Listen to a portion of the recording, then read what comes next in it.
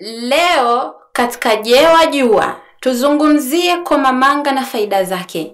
Komamanga ni tunda lenye asili ya India na Persia. Kwa jina la kisayansi linaitwa Punica granatum. Lakini lililetwa Marekani na wawekezaji wa Kihispania, kwa sasa linajulikana dunia nzima.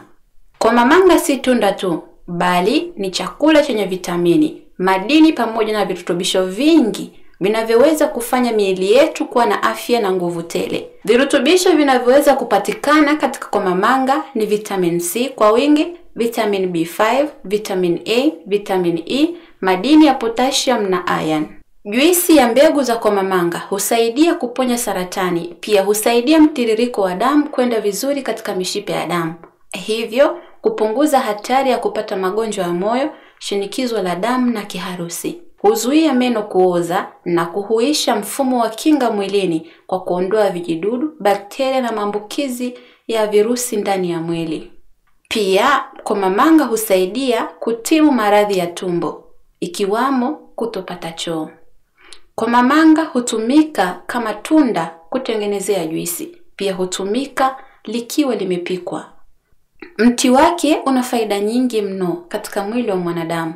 Una virutubisho vingi vinavyopatikana kwenye magome, majani, mbegu, maganda ya matunda pamoja na kwenye maua ya mti wake.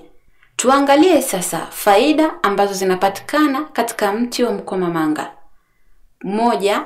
Maganda ya tunda la mkomamanga yakichemshwa hutoa juisi ambayo hutumika kama dawa ya kufunga kuhara. Majani ya mkomamanga hutumika kutibu hali ya tumbo kujaa gesi na kudhibiti tindikali, yani asidi tumboni.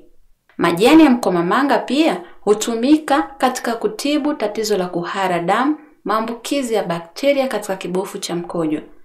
Dawa zinazopatikana katika maganda ya majani ya mkomamanga husaidia katika matibabu ya hali ya tumbo kujaa gesi na kudhibiti tindikali, yani asidi tumboni. Makomamanga pia husaidia katika matibabu ya kuhara damu na kutibu mfumo wa uambukizo katika kibofu cha mkojo. Rojo ya mbegu za matunda ya mkomamanga ikichanganywa na maziwa husaidia katika tiba ya kuondosha mawe katika figo. Fukuto la mkomamanga husaidia katika tiba ya minyoo aina ya tegu, lakini pia husaidia katika matibabu ya uvimbe wa wengu. Dawa lishe hii pia husaidia kwa kiwango kikubwa katika uponaji wa vidonda vya tumbo. Katika jaribio moja lililofanywa kwa wanyama, dawa hii ilionyesha uwezo mkubwa sana kwa 97.4% kwa kuponya vidonda vya tumbo.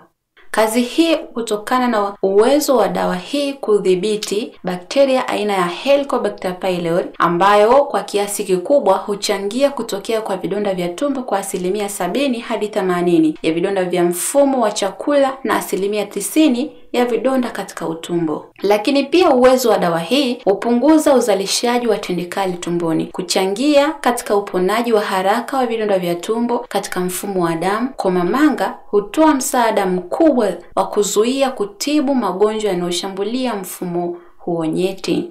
Komamanga lina madini aina ya potassium na kopa kwa wingi, pamoja na faida zingine mwilini. Madini haya husaidia kusharabiwa ama kufyonzwa kwa madini ya chuma kutoka katika utumbo kwenda mwilini kwa urahisi, na hii husaidia katika matibabu ya kinga ya tatizo la upungufu wa damu mwilini. Komamanga pia ni mahiri katika tiba ya kuzuia magonjwa ya kusendeka, yani magonjwa ya muda mrefu kama vile saratani ya tezi za protesti ya wanaume, saratani mbalimbali, kisukari, baridi yabisi na uvimbe wa maungo ya vidole, yani gout.